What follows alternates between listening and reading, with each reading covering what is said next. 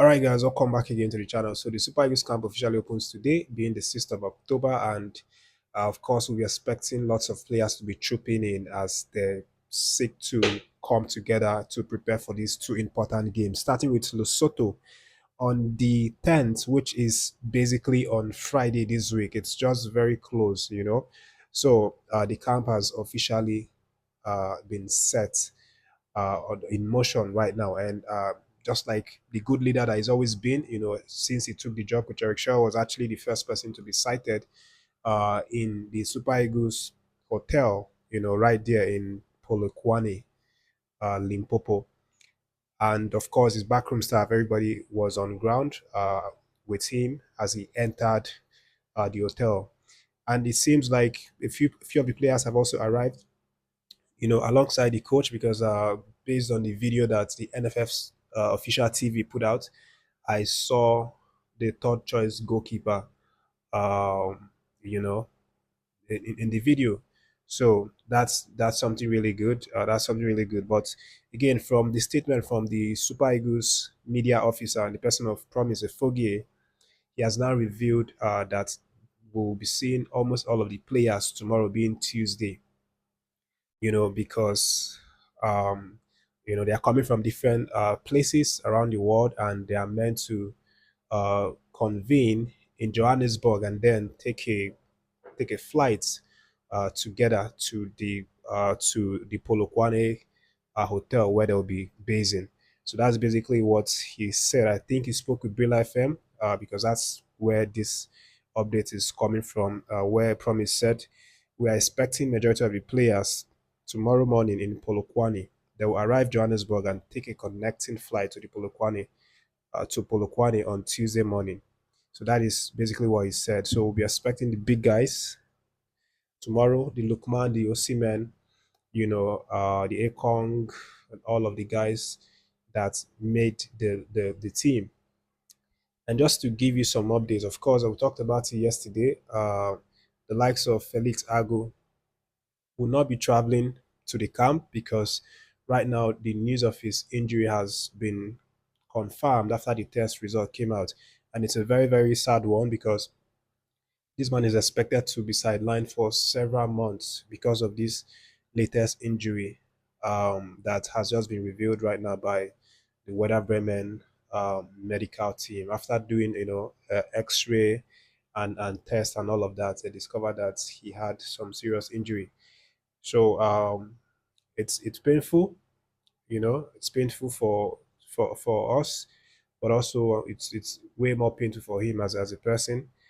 But we wish him all the best and hope he comes back stronger. I'm even doubting if he's going to be available to play in the African Cup of Nations in December.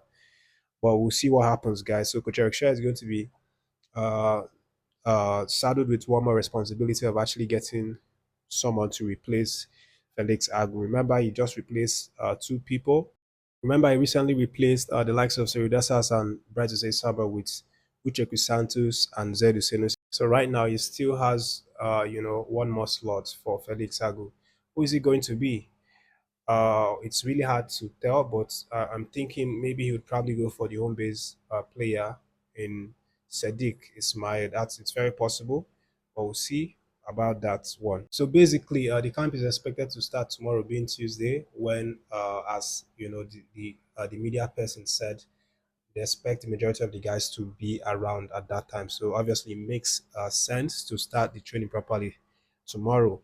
And things that we could be seeing, tomorrow would be things like gym training sessions, tactical uh, analysis, like video watching and trying to assess the opponent and see their strength, weaknesses, and also see how they can actually play against them. And then, of course, practicing for real on the training pitch. But talking about this game, of course, everybody is preparing. South Africa on their end are also preparing, and there's been some word coming out from the coach of the South African side, in the person of Hugo Bruce, and he believes that his side can actually secure the spots, for the World Cup this Friday. He believes that if they can go on and win their game on Friday against Zimbabwe, then you know they will almost certainly secure that spot in the Group C, because it feels that a lot of pressure will be mounted on the opposition nations, Nigeria, Benin Republic, and the rest. And he also believes that the fact that the Nigeria can only get maximum of 17 points, even if they win their two games, is still something that works in their favor, because they just need to win one game and then draw one to secure that top spot. And then for the Benin Republic, he believes that Benin Republic cannot win their two games. In fact, he feels that they will lose against Nigeria or highest take a draw. And he also believes that Rwanda is a really good side that will not allow Benin Republic to win. So basically, that's what he's saying, that they still have the upper hands, and he's still going to go and approach these two games with the same mentality that he has always used, and that's the fact that he wants to go there and win. He's not going there with pressure, though there are pressures, but he's not allowing this pressure to really show in his game. He's going to go there with the same mentality that he's always gone, in previous games. That's what he said. And as usual, in his word, he said the game on Friday is maybe the most important. If we can win that game, we have 17 points. Nigeria, if they win their two games, they can only have 17 points. Same thing for Rwanda. Benin Republic cannot win their two games because they play against Nigeria and Rwanda. Therefore, the game on Friday is so important for us to win it. There are no doubts. There have never been doubts from my side. I will try to transfer that to the group tomorrow at a meeting we have. Like always, I believe in that group. So that is what Hugo Bruce said, the South African coach. And from what it's looking like, he's playing the whole match, with his mouth, playing his own match, playing other people's match. But at the end of the day, we will see what happens on Friday. Is going to be very interesting and dramatic with these games all lined up on the same day. But let's move past that one, guys, and let me let you know what's happening right now with the under 20 team. Of course, they played their game last night or early this morning, and they came away with a 1-1 draw with Colombia or against Colombia. And that means that we've now been through to the knockout phase where we will be playing a really difficult side in Argentina. South Africa also qualified. They won their last game. They'll be playing against Colombia, and then Morocco will be playing against South Korea. These are the three countries, African countries, that qualified. We had Egypt, but they failed to qualify through the group stages. So Morocco, South Africa, Nigeria are the ones carrying the African flag in this competition uh, right now. And for our boys, the game was really interesting as usual. I didn't watch the game, but I saw the highlight and the statistics. It was very impressive. It was almost very energetic and very fast, like the previous one, against Saudi Arabia.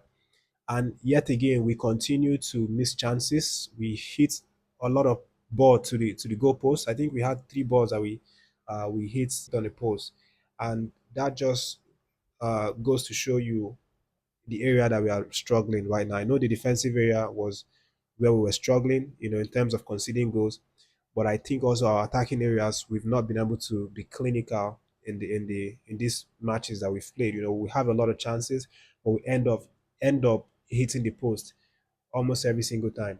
But the game against Argentina is going to be very defining. The boys are going to need to learn how to convert their chances this time around, because Argentina for sure is going to be a bigger test than the Colombia, the Saudi Arabia, and others, guys that we played in the group stages.